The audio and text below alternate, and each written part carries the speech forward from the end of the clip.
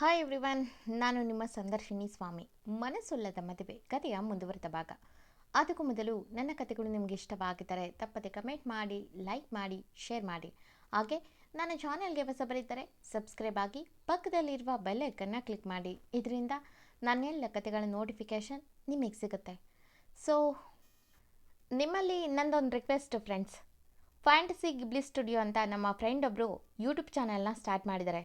ಹಳ್ಳಿಯ ಪರಿಸರ, ಅಲ್ಲಿಯ ವಾತಾವರಣ, ಹಾಗೆ ಎಷ್ಟೇ ಸ್ಟ್ರೆಸ್ ಇದ್ದರೂ ರಿಲ್ಯಾಕ್ಸ್ ಆಗುವಂಥ ಮೂಡ್ನ ಕ್ರಿಯೇಟ್ ಮಾಡೋವಂಥ ವೀಡಿಯೋಸ್ನ ಕ್ರಿಯೇಟ್ ಮಾಡ್ತಾರೆ. ಸೊ ಪ್ಲೀಸ್ ಅವ್ರಿಗೆ ಸಪೋರ್ಟ್ ಮಾಡಿ, ವೀಡಿಯೋಸ್ನ ನೋಡಿ ಕಮೆಂಟ್ ಮಾಡಿ. ಹಾಗೆ ಯಾರಾದರೂ ನನ್ನ ಸಬ್ಸ್ಕ್ರೈಬರ್ಸು ಯೂಟ್ಯೂಬ್ ಚಾನಲ್ನ ಓಪನ್ ಮಾಡಿದರೆ, ಸೊ ಅವ್ರಿಗೂ ಇದೇ ಥರ ಪ್ರಮೋಷನ್ ಬೇಕಂದರೆ ನನಗೆ ಕಮೆಂಟ್ ಮಾಡಿ, ಖಂಡಿತ ಮಾಡಿಕೊಡ್ತೀನಿ. ಹಾಗೆ ಇಂಥ ಹೊಸಬರಿಗೆ ಪ್ರೋತ್ಸಾಹ ಮಾಡೋಣ. ನನ್ನ ಚಾನಲ್ನವರು ಕೂಡ ಪ್ರೋತ್ಸಾಹ ಮಾಡ್ತಾರೆ ಅನ್ನೋ ನಂಬಿಕೆ ಇದೆ. So let's start the story. Episode 155. ಇಂದಿನ ಸಂಚಿಕೆಯಲ್ಲಿ ಆದಿ ಆನಂದ್ ಅವರಿಗೆ ನಿಮಗೆ ಒಂದು ಫ್ಲ್ಯಾಟ್ ನಮ್ಮ ಬಿಲ್ಲಾ ಸಂಸ್ಥೆಯಿಂದ ಸಿಗುತ್ತೆ. ಹಾಗೆ ಆನಂದ್, ನಿಮಗೆ ಯಾವುದಾದ್ರೂ ಕೂತು ಕೆಲಸ ಮಾಡುವ ವ್ಯವಸ್ಥೆ ಆಗುತ್ತೆ ಎಂದು ಒಮ್ಮೆ ಎಲ್ಲರನ್ನ ನೋಡಿ ನಿಮ್ಮಿಂದ ತುಂಬ ಉಪಕಾರ ಆಗಿದೆ. ಹಾಗೆ ಇನ್ನು ಮುಂದೆ ನೀವು ಯಾರಿಗಾಗಿನೋ ಹೆದರೋ ಅವಶ್ಯಕತೆ ಇಲ್ಲ. ಇನ್ನು ನಿಮ್ಮ ಕಾವಲಿಗೆ ಈ ಆದಿ ಇರ್ತಾನೆ. ತಗೊಳ್ಳಿ, ಇದು ನನ್ನ ವಿಸಿಟಿಂಗ್ ಕಾರ್ಡ್. ಯಾವುದೇ ತೊಂದರೆ ಆದರೂ, ಯಾವುದೇ ಸಮಯವಾದರೂ ನನಗೆ ಒಂದು ಕಾಲ್ ಮಾಡಿ ಸಾಕು. ಮುಂದಿಂದು ನಾನು ನೋಡ್ಕೋತೀನಿ. ಇದು ನಾನು ನಿಮಗೆ ಕೊಡ್ತಿರೋ ಮಾತು ಎಂದ ಗಂಭೀರವಾಗಿ. ಅವನ ಮಾತು ಕೇಳಿ ಆನಂದ್ ಮತ್ತವರ ಮನೆಯವರು, ಸರ್, ನಾವು ನಿಮ್ಮಿಂದ ಸಹಾಯ ಕೇಳಲಿಲ್ಲ, ಬದಲಾಗಿ ನಿಮ್ಮ ಶಿಷ್ಯನ ಕೊನೆ ಆಸೆ ನೆರವೇರಿಸಬೇಕಾಗಿತ್ತು. ಹಾಗಾಗಿ ನಿಮ್ಮನ್ನು ಕರೆಸಬೇಕಾಯಿತು ಅಷ್ಟೇ ಎಂದರು. ಆದಿ, ಇದು ನನ್ನ ಕರ್ತವ್ಯ. ನನಗೆ ಆ ಸುಮಂತ್ ಬೇರೆ ಅಲ್ಲ, ಈ ನಿಮ್ಮ ತಮ್ಮ ಸುಮಂತ್ ಬೇರೆ ಅಲ್ಲ. ನನ್ನ ಸುಮಂತ್ನ ಈ ಸುಮಂತ್ ಮೂಲಕ ನೋಡೋಕ್ಕೆ ಒಂದು ಅವಕಾಶ ಅಷ್ಟೆ. ಪ್ಲೀಸ್ ಇದನ್ನು ಬೇರೆ ಥರ ತಿಳಿಯದೆ ಸಣ್ಣ ಸಹಾಯ ಅಂತ ತಿಳಿಯಿರಿ ಎಂದು ರಿಕ್ವೆಸ್ಟ್ ಮಾಡೋ ಥರ ಹೇಳ್ದ. ಆದಿಯ ಮಾತು ಕೇಳಿ ಆನಂದ್, ಆ ಹುಡುಗ ಸುಮಂತ್ ಮತ್ತವನ ತಾಯಿ ಕಣ್ತುಂಬಿ, ದೇವರು ನಮ್ಮ ಕಷ್ಟಕ್ಕೆ ಬೇರೊಬ್ಬರನ್ನ ಕಳಿಸ್ತಾನೆ ಅಂತ ಕೇಳಿದೆ ಮಾಸ್ಟರ್. ಬಟ್ ಇವತ್ತು ನಾನು ಪ್ರತ್ಯಕ್ಷವಾಗಿ ನೋಡಿದೆ. ನಮ್ಮ ಕಷ್ಟ ಕಳೆಯೋಕೆ ಆ ದೇವರೇ ನಿಮ್ಮ ರೂಪದಲ್ಲಿ ಬಂದಿದ್ದಾನೆ ಎಂದು ಆದಿ ಕಾಲಿಗೆ ಬೀಳಲು ಬಂದವನನ್ನ ಅಪ್ಪಿ, ಸುಮಂತ್, ಯಾವತ್ತೂ ಸತ್ಯ ಧರ್ಮದ ದಾರಿಯಲ್ಲಿ ನಡೆಯುವವರಿಗೆ ನೋವು ಅವಮಾನ ಇದ್ದೇ ಇರುತ್ತೆ. ಆದರೆ ಯಾವತ್ತೂ ದೇವರು ನಮ್ಮನ್ನು ಕೈ ಬಿಡಲ್ಲ. ಒಂದಿಲ್ಲ ಒಂದಿನ ಕೈ ಹಿಡಿಯುತ್ತಾನೆ. ನಾವು ಪಟ್ಟ ಶ್ರಮಕ್ಕೆ ತಕ್ಕ ಫಲ ಕೊಟ್ಟೇ ಕೊಡ್ತಾನೆ ಎಂದ ವಿಶ್ವಾಸ ತುಂಬುವಂತೆ. ಅವನ ಮಾತು ಎಲ್ಲರ ಮನದಲ್ಲಿ ಹೊಸ ವಿಶ್ವಾಸವನ್ನು ತುಂಬಿತು. ಸ್ವಲ್ಪ ಹೊತ್ತಿನಲ್ಲೇ ಆದಿ ತನ್ನ ಜನರಿಗೆ ಆನಂದ್ ಮತ್ತು ಅವರ ಕುಟುಂಬವನ್ನು ಸುರಕ್ಷಿತ ಸ್ಥಳಕ್ಕೆ ಕರೆದುಕೊಂಡು ಹೋಗುವಂತೆ ಸೂಚನೆಯನ್ನು ನೀಡಿದ. ನಂತರ ಸುಮಂತ್ ಕಲೆ ಹಾಕಿದ್ದ ಎಲ್ಲ ದಾಖಲೆಗಳನ್ನು ಪರಿಶೀಲಿಸಿದ. ಜಯಂತ್ ಅಯ್ಯರ್ ಮಾಡಿದ್ದ ಅಕ್ರಮಗಳ ಸಾಕ್ಷಿಗಳನ್ನು ತನ್ನ ವಶಕ್ಕೆ ತೆಗೆದುಕೊಂಡ. ಹಾಗೆ ಅವನು ಹೊರಡುವ ಮುನ್ನ ಸುಮಂತ್ ಭುಜದ ಮೇಲೆ ಕೈ ಇಟ್ಟು, ಏನೇ ಹೊಸ ವಿಷಯ ಸಿಕ್ಕರೂ ಅಥವಾ ಯಾವುದೇ ಸಮಸ್ಯೆ ಬಂದರೂ ನೇರವಾಗಿ ಈ ನಂಬರ್ಗೆ ಕಾಲ್ ಮಾಡು ಎಂದು ತನ್ನ ಕಾರ್ಡ್ ಕೊಟ್ಟು ನಂತರ ಮೈಕಲ್ ಜೊತೆ ಹೊರಟ. ಕಾರು ಮುಂದೆ ಸಾಗುತ್ತಿದ್ದಂತೆ ಮೈಕಲ್ ಮೌನ ಮುರಿದು, ಈಗ ಏನು ಮಾಡ್ತೀಯ ಆದಿ, ನಿಮ್ಮ ಚಿಕ್ಕಪ್ಪನ ವಿಷಯ ಎಂದರು. ಆದಿ ಕಿಟಕಿ ಆಚೆ ಗಂಭೀರವಾಗಿ ನೋಡುತ್ತಾ, ಮಾಸ್ಟರ್, ಹಿಂದೆ ಅಧಿಕಾರದ ಬಲದಿಂದ ಎಷ್ಟೋ ಹುಡುಗರ ಬದುಕನ್ನು ಹಾಳು ಮಾಡಿದ್ದಾನೆ. ಆಗಲೇ ನಾನು ಅವನಿಗೆ ವಾರ್ನಿಂಗ್ ಕೊಟ್ಟಿದ್ದೆ. ಅದೇ ಆದ್ಯ ಮತ್ತೆ ನನಗೆ ಮದುವೆ ಆದ ಹೊಸದರಲ್ಲಿ ಒಂದು ಮಾಲ್ ಹೈಜಾಕ್ ಆಗಿತ್ತು. ಅದಕ್ಕೆ ನೇರ ಕಾರಣ ನಮ್ಮ ಚಿಕ್ಕಪ್ಪ. ಆಗಲೇ ಹೀಗೆಲ್ಲ ಮತ್ತೆ ರಿಪೀಟ್ ಮಾಡಲ್ಲ ಎಂದು ಒಪ್ಪುಕೊಂಡಿದ್ದ. ಆದರೆ ಈಗ ಅಕ್ರಮ ಹಣ ತಿಂದು ತಿಂದು ಕೊಬ್ಬು ಬೆಳೆದಿದೆ. ಹೀಗೆ ಕೊಬ್ಬು ಬೆಳೆಸಿಕೊಂಡು ಅವನಿಗೆ ಈಗ ಸರಿಯಾದ ದಾರಿ ತೋರಿಸುವ ಸಮಯ ಬಂದಿದೆ ಎಂದು ಯೋಚಿಸಿದವನು, ಆದರೆ ಜಯಂತ್ ಅಯ್ಯರ್ನನ್ನ ಭೇಟಿ ಮಾಡುವ ಮೊದಲು ಅವನು ಇದ್ದ ಪಾರ್ಟಿಯ ಅಧ್ಯಕ್ಷರನ್ನು ನಾನು ಮೀಟ್ ಮಾಡಬೇಕು ಎಂದ ಗಂಭೀರವಾಗಿ ಸ್ಟೇರಿಂಗ್ ಮೇಲೆ ಕೈ ಬೆರಳು ಟ್ಯಾಪ್ ಮಾಡುತ್ತಾ.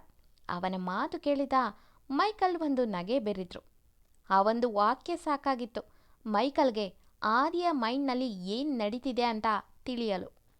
ಆದಿ ಈಗ ಜಯಂತ್ ಅಯ್ಯರ್ನ ರಾಜಕೀಯ ಬದುಕಿನ ಅಂತ್ಯಕ್ಕೆ ಮೊದಲ ಹೆಜ್ಜೆ ಇಡುತ್ತಿದ್ದಾನೆ ಎಂಬುದು ಅವರಿಗೆ ಸ್ಪಷ್ಟವಾಗಿ ಅರ್ಥವಾಗಿತ್ತು. ಆದಿಗೆ ಮಾತ್ರ ಒಂದು ಪ್ರಶ್ನೆ ಮತ್ತೆ ಮತ್ತೆ ಕಾಡುತ್ತಿತ್ತು. ಕೋಟಿಗಟ್ಟಲೆ ಆಸ್ತಿ, ಅಧಿಕಾರ, ಗೌರವ ಎಲ್ಲ ಇದ್ದರೂ ಇನ್ನೂ ಹಣದ ಮೇಲೆ ಇಷ್ಟೊಂದು ದಾಹ ಯಾಕೆ ಅಂತ ಡ್ಯಾಡ್ ಜೊತೆ ಇಂಥ ವ್ಯಕ್ತಿ ಇದ್ದ ಅನ್ನೋದೇ ಅಸಹ್ಯವಾಗುತ್ತಿದೆ ಎಂದು ಮನಸ್ಸಿನಲ್ಲೇ ಹೇಳಿಕೊಂಡವನು ಕಣ್ಮುಚ್ಚಿದ. ಆದರೆ ಆದಿ ಕಣ್ಣು ಮುಚ್ಚಿ ತೆರೆಯೋ ಹೊತ್ತಿಗೆ ಜಯಂತ್ ಅಯ್ಯರ್ನ ಜೀವನದಲ್ಲಿ ಬಿರುಗಾಳಿ ಎದ್ದೇಳಲಿತ್ತು. ಆದಿ ಒಮ್ಮೆ ಸುಮಂತ್ ಕೊಟ್ಟಿದ್ದ ಎಲ್ಲ ಸಾಕ್ಷ್ಯಾಧಾರವನ್ನು ಮತ್ತೊಮ್ಮೆ ಪರಿಶೀಲಿಸುತ್ತಾನೆ. ಕಾರಿನಲ್ಲೇ ಕುಳಿತು ಪ್ರತಿಯೊಂದು ಫೈಲ್, ಪ್ರತಿಯೊಂದು ವಿಡಿಯೋ, ಪ್ರತಿಯೊಂದು ಬ್ಯಾಂಕ್ ಟ್ರಾನ್ಸಾಕ್ಷನ್, ಜಯಂತ್ ಅಯ್ಯರ್ನ ಅಕ್ರಮ ಸಾಮ್ರಾಜ್ಯದ ಒಂದೊಂದು ಮುಖವನ್ನು ಬಯಲು ಮಾಡುತ್ತಿದ್ದವು. ಮೈಕಲ್ ಒಮ್ಮೆ ಆದಿಯ ಮುಖ ನೋಡಿದ್ರು. ಆದಿ ಮುಖ ಕೋಪಕ್ಕಿಂತ ಒಂದು ರೀತಿ ತುಫಾನ್ಗಿಂತ ಮೊದಲು ಬರುವ ವಾರ್ಮ್ ಕಾಮ್ನೆಸ್ ತುಂಬಿತ್ತು. ಮೈಕಲ್ ಅವರು, ಆದಿ, ನೇರವಾಗಿ ಜಯಂತ್ ಹತ್ರ ಹೋಗೋಣವಾ ಎಂದರು. ಆದಿ ಸಣ್ಣದಾಗಿ ನಕ್ಕು, ಇಲ್ಲ ಮಾಸ್ಟರ್, ಅವನ್ನ ಹೊಡೆಯೋ ಮುಂಚೆ ಅದು ಅಡುಕೊಂಡಿರೋ ಪೊದೆನ ಸ್ವಚ್ಛ ಮಾಡಬೇಕು ಎಂದವನ ಕಾರು ರಾಜ್ಯದ ಆಡಳಿತ ಪಕ್ಷದ ಕೇಂದ್ರ ಕಚೇರಿಯ ಮುಂದೆ ನಿಂತಿತು. ಆದಿನಾಥ್ ಬರ್ತಿದ್ದಾನೆ ಎನ್ನುವ ಸುದ್ದಿ ಮೊದಲೇ ತಲುಪಿದ್ದರಿಂದ ಪಕ್ಷದ ಅಧ್ಯಕ್ಷರೇ ಹೊರಗೆ ಬಂದು ಅವರನ್ನು ಸ್ವಾಗತಿಸಿದರು. ಅಧ್ಯಕ್ಷರು, ಬನ್ನಿ ಮಿಸ್ಟರ್ ಆದಿನಾಥ್, ನಿಮ್ಮಂಥವರು ನಮ್ಮ ಕಚೇರಿಗೆ ಬರೋದು ಅಪರೂಪ ಎಂದರು ವಿನಯದಲ್ಲಿ. ಆದರೆ ಆದಿ ಯಾವುದೇ ಪ್ರತಿಕ್ರಿಯೆ ಕೊಡದೆ ನೇರವಾಗಿ ಅಧ್ಯಕ್ಷರ ಕೊಠಡಿಗೆ ನಡೆದ. ತಕ್ಷಣ ಆ ರೂಮ್ ಬಾಗಿಲು ಮುಚ್ಚಿದ ತಕ್ಷಣ ಆದಿ ತನ್ನ ಕೈಯಲ್ಲಿದ್ದ ಫೈಲನ್ನು ಟೇಬಲ್ ಮೇಲೆ ದಪ್ಪೆಂದು ಎಸೆದ. ಆ ಶಬ್ದಕ್ಕೆ ಅಧ್ಯಕ್ಷರು ಒಂದು ಕ್ಷಣ ಬೆಚ್ಚಿಬಿದ್ದರು. ಆದಿ ಕಂಚಿನ ಧ್ವನಿಯಲ್ಲಿ, ಇದನ್ನು ಒಮ್ಮೆ ನೋಡಿ ಎಂದ ಜೋರಾಗಿ. ಅಧ್ಯಕ್ಷರು ಕನ್ಫ್ಯೂಸ್ನಲ್ಲೇ ಆ ಫೈಲ್ ತೆರೆದ್ರು. ಮೊದಲ ಪುಟದಲ್ಲೇ ಜಯಂತ್ ಅಯ್ಯರ್ ಹೆಸರಿತ್ತು. ಒಂದೊಂದೇ ಪುಟ ತಿರುಗಿಸುತ್ತಿದ್ದಂತೆ ಅವರ ಮುಖದ ಬಣ್ಣ ಬದಲಾಗತೊಡಗಿತು. ಅಕ್ರಮ ಭೂ ಕಬಳಿಕೆ, ಬೇನಾಮಿ ಆಸ್ತಿಗಳು, ಕಪ್ಪು ಹಣದ ವ್ಯವಹಾರ, ಸರ್ಕಾರಿ ಟೆಂಡರ್ ಅವ್ಯವಹಾರ, ಬಡವರ ಜಮೀನು ಕಬಳಿಸುವ ದಾಖಲೆಗಳು, ಬ್ಯಾಂಕ್ ಖಾತೆಗಳ ವಿವರ, ವಿದೇಶಿ ವ್ಯವಹಾರಗಳ ಮಾಹಿತಿ, ಅದರ ಜೊತೆಗೆ ಸುಮಂತ್ ಸಂಗ್ರಹಿಸಿದ್ದ ವಿಡಿಯೋಗಳು ಮತ್ತು ಆಡಿಯೋ ರೆಕಾರ್ಡ್ಗಳು ಎಲ್ಲವೂ ನಿರಾಕರಿಸಲು ಸಾಧ್ಯವಾಗದಷ್ಟು ಸ್ಟ್ರಾಂಗ್ ಎವಿಡೆನ್ಸ್ಗಳು. ಅಧ್ಯಕ್ಷರ ಕೈಯಲ್ಲಿ ಹಿಡಿದಿದ್ದಂಥ ಫೈಲ್ ಕೊಂಚ ನಡಗತೊಡಗಿತು. ಅಧ್ಯಕ್ಷರು, ಮಿಸ್ಟರ್ ಆದಿನಾಥ್, ಇವೆಲ್ಲ ಎಂದರು, ನಿಜವೇ ಎನ್ನುವಂತೆ. ಆದಿ ತಕ್ಷಣ, ಒರಿಜಿನಲ್, ಇಟ್ಸ್ 100% ಒರಿಜಿನಲ್ ಎಂದ. ಅಧ್ಯಕ್ಷರು ತಮ್ಮ ಮುಖದಲ್ಲಿ ಮೂಡಿದ ಬೆವರನ್ನು ಹೊರಿಸಿಕೊಳ್ಳುತ್ತಿದ್ದರೆ, ಆದಿ, ಈ ಪ್ರತಿಯೊಂದು ಎವಿಡೆನ್ಸ್ 3 ಕಡೆ ಸೇಫ್ ಆಗಿದೆ. ಒಂದು ನನ್ನ ಬಳಿ, ಒಂದು ನನ್ನ ಲಾಯರ್ ಬಳಿ, ಇನ್ನೊಂದು ದೇಶದ ಹೊರಗಿರುವ ಸೇಫ್ ಸರ್ವರ್ನಲ್ಲಿ ಎಂದ ಹುಬ್ಬು ಗಂಟಿಕಿ. ಯಾಕಂದರೆ ಪಾಲಿಟಿಕ್ಸ್ ಹೇಗೆ ಅನ್ನೋದು ಅವನಿಗೆ ತುಂಬ ಚೆನ್ನಾಗಿ ತಿಳಿದಿತ್ತು. ಅಧ್ಯಕ್ಷರು ಮೌನವಾಗಿ ಆದಿಯ ಮುಖ ನೋಡುತ್ತಿದ್ದರು. ಆದಿ ಕುರ್ಚಿಯಿಂದ ಎದ್ದು ಕಿಟಕಿಯ ಬಳಿ ಹೋಗಿ, ನೋಡಿ, ನಾನು ರಾಜಕೀಯದಲ್ಲಿ ಇಲ್ಲ, ಹಾಗೆ ರಾಜಕೀಯದ ವಿರುದ್ಧವೂ ಇಲ್ಲ.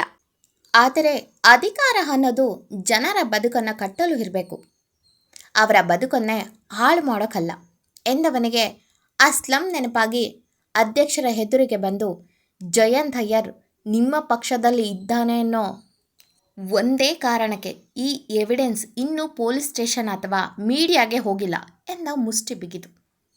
ಒಂದು ಕೊಳೆತ ಹಣ್ಣಿನಿಂದ ಬೇರೆ ಹಣ್ಣುಗಳು ಕೊಳೆತರೂ ಆಶ್ಚರ್ಯ ಇಲ್ಲ, ಹಾಗಾಗಿ ಇದನ್ನು ರೈಟ್ ನಾವು ಡಿಸೈಡ್ ಮಾಡಬೇಕು ಎಂದವನ ಧ್ವನಿ ಇಡೀ ರೂಮ್ ಎಕೋ ಆಯಿತು. ಆ ಕ್ಷಣ ರೂಮ್ ಪೂರ್ತಿ ನಿಶಬ್ದ ಆವರಿಸಿತು. ಆದಿ ವಾರ್ನಿಂಗ್ ಕೊಡೋ ಟೋನ್ನಲ್ಲಿ, ನಿಮಗೆ ಇನ್ನು 24 ಗಂಟೆ ಸಮಯ ಎಂದ. ಅಧ್ಯಕ್ಷರು ಗಾಬರಿಯಿಂದ, ಯಾಕೆ ಮಿಸ್ಟರ್ ಆದಿನಾಥ್ ಎಂದರು, ಒಮ್ಮೆ ಒಣಗಿದ ತಮ್ಮ ಗಂಟಲನ್ನು ಸರಿ ಮಾಡಿಕೊಂಡು. ಆದಿ ಅಲ್ಲೇ ಇದ್ದ ಚೇರ್ ಮೇಲೆ ಟ್ಯಾಪ್ ಮಾಡುತ್ತಾ, ಆ 24 ಗಂಟೆಯೊಳಗೆ ಜಯಂತ್ ಅಯ್ಯರ್ ರಾಜಕೀಯಕ್ಕೆ ಅಧಿಕೃತವಾಗಿ ವಿದಾಯ ಹೇಳಬೇಕು, ಅವನ ಎಲ್ಲ ಹುದ್ದೆಗಳಿಗೆ ರಾಜೀನಾಮೆ ಕೊಡಬೇಕು, ಪಕ್ಷದಿಂದ ಅವನನ್ನು ಶಾಶ್ವತವಾಗಿ ಹೊರಹಾಕಬೇಕು, ಇಷ್ಟೆಲ್ಲ ಆನ್ ಟೈಮ್ ಆಗಬೇಕು, ಇಲ್ಲ ಅಂದರೆ ಎಂದು ಆದಿ ಮೇಜಿನ ಮೇಲಿದ್ದ ಫೈಲ್ ಮೇಲೆ ಬೆರಳು ತಟ್ಟಿ, ಈ ಎವಿಡೆನ್ಸ್ ನಾಳೆ ಬೆಳಿಗ್ಗೆ ಒಂದೇ ಸಮಯಕ್ಕೆ court, CBI, income tax, ED, ACB ಮತ್ತು ದೇಶದ ಎಲ್ಲ ಪ್ರಮುಖ ನ್ಯೂಸ್ ಚಾನೆಲ್ಗಳಿಗೆ ತಲುಪುತ್ತೆ ಎಂದವನ ಕಣ್ಗಳು ಇನ್ನಷ್ಟು ನಡುಗಿಸುವಂತಿದ್ದು ಕಾಮಗೆ. ಆದಿ ಮಾತು ಕೇಳೆ ಒಮ್ಮೆ ಹುಗುಳು ನುಂಗಿದ ಅಧ್ಯಕ್ಷರ ಹಣೆ ಮೇಲೆ ಬೆವರು ಮೂಡಿತು. ತಕ್ಷಣ ಆದಿ ತನ್ನ ಕರ್ಚಿಫ್ನ ಕೊಟ್ಟ. ಒರೆಸಿಕೊಳ್ಳಿ ಎನ್ನುವಂತೆ. ಅಧ್ಯಕ್ಷರು ತಮ್ಮ ಮುಖಾನ ಒರೆಸುತ್ತಾ, ಮಿಸ್ಟರ್ ಆದಿನಾಥ್, ಸ್ವಲ್ಪ ಯೋಚನೆ ಮಾಡಿ ಎಂದ ಅವರ ಮಾತಿಗೆ ನೋ ಮೋರ್ ಆಪ್ಷನ್ ಎನ್ನುವಂತೆ ತಣ್ಣನೆ ನಕ್ಕವನು, ಯೋಚನೆ ಮಾಡಬೇಕಾಗಿದ್ದು ನಾನಲ್ಲ, ಜನರ ಕಣ್ಣೀರಿನ ಮೇಲೆ ಸಾಮ್ರಾಜ್ಯ ಕಟ್ಕೊಂಡಿರೋ ಜಯಂತ್ ಅಯ್ಯರ್. ಅವನು ಮಾಡಿರುವ ಪಾಪದ ಲೆಕ್ಕ ಇವತ್ತಿನಿಂದ ಶುರುವಾಗ್ತಿದೆ ಎಂದ. ಅಧ್ಯಕ್ಷರು ಕೊನೆಯ ಅಸ್ತ್ರ ಎನ್ನುವಂತೆ ಪ್ರಯತ್ನ ಮಾಡಿದರು. ಅವನು ನಿಮ್ಮ ಸಂಬಂಧಿಕ ಅಲ್ವಾ ಅಂದರು. ಆದಿ ಕಣ್ಣಲ್ಲೇ ಕೋಪ ಜ್ವಾಲೆಯಂತೆ ಹುರಿಯಿತು. ಸಂಬಂಧ ಅನ್ನೋದು ರಕ್ತದಿಂದ ಹುಟ್ಟಬಹುದು, ಆದರೆ ಗೌರವ ಅನ್ನೋದು ಗುಣದಿಂದ ಮಾತ್ರ ಸಿಗುತ್ತೆ. ಜನರ ಬದುಕನ್ನು ಹಾಳು ಮಾಡುವವನು ನನಗೆ ಸಂಬಂಧಿಕನೇ ಅಲ್ಲ, ಅವನು ಒಬ್ಬ ಅಪರಾಧಿ ಅಷ್ಟೇ ಎಂದ ಕೋಪದಲ್ಲಿ. ಆದಿ ಮಾತಿಗೆ ಅಧ್ಯಕ್ಷರ ಬಳಿ ಉತ್ತರವೇ ಇರಲಿಲ್ಲ. ಅವರು ಹಾಗೆ ಸೈಲೆಂಟ್ ಆಗಿದೆ ನೋಡಿ ಆದಿ ಓಡೋಕೆ ಬಾಗಿಲಿನ ಕಡೆ ನಡೆಯುತ್ತಿದ್ದವನು ಒಮ್ಮೆ ಹಿಂದೆ ತಿರುಗಿ ಕೊನೆಯದಾಗಿ ನೋಡಿ, ಇದು ಬೆದರಿಕೆ ಅಲ್ಲ, ಕೊನೆಯ ಅವಕಾಶ. ನಾಳೆ ಈ ಸಮಯಕ್ಕೆ ಜಯಂತ್ ಅಯ್ಯರ್ ರಾಜಕೀಯದಲ್ಲಿ ಇರಬಾರ್ದು, ಇಲ್ಲ ಅಂದರೆ ಅವನ ಹೆಸರು ಇತಿಹಾಸದಲ್ಲಿ ನಾಯಕನಾಗಿ ಅಲ್ಲ, ದೇಶದ ದೊಡ್ಡ ಭ್ರಷ್ಟ ರಾಜಕಾರಣಿಗಳ ಪಟ್ಟಿಯಲ್ಲಿ ದಾಖಲಾಗುತ್ತದೆ ಎಂದು ಹೇಳಿ ಮಿಂಚಿನಂತೆ ಅಲ್ಲಿಂದ ಹೊರ ನಡೆದ. ಆದಿ ಹೊರ ನಡೆದ ಎಷ್ಟೋ ಸಮಯಕ್ಕೆ ಅಧ್ಯಕ್ಷರು ಎಚ್ಚೆತ್ತವರು ಮತ್ತೆ ಆ ಫೈಲ್ ತೆರೆದರು. ಅಲ್ಲಿ ಪ್ರತಿಯೊಂದು ಪುಟವೂ ಅವರ ಎದೆಯ ಬಡಿತವನ್ನು ಹೆಚ್ಚಿಸುತ್ತಿತ್ತು. ಅವರಿಗೆ ಈಗ ಸ್ಪಷ್ಟವಾಗಿತ್ತು, ಈ ಬಾರಿ ಎದುರಿಗೆ ನಿಂತಿರುವುದು ಕೇವಲ ಆದ್ಯನಾಥ್ ಅಲ್ಲ, ನ್ಯಾಯಕ್ಕಾಗಿ ಹೋರಾಡುವ ಬಿರುಗಾಳಿ. ಆ ಬಿರುಗಾಳಿಯಿಂದ ತಪ್ಪಿಸಿಕೊಳ್ಳುವುದು ಅಸಾಧ್ಯ ಎಂದುಕೊಂಡರು. ಜಯಂತ್ ರಾಜಕೀಯ ಜೀವನಕ್ಕೆ ಇತಿಶ್ರೀ ಹಾಡೋಕ್ಕೆ ಹೊರಟಿದ್ದಾನೆ ಆದಿ. ಈ ಕತೆ ಮುಂದುವರಿಯೋದು. Thank you for watching.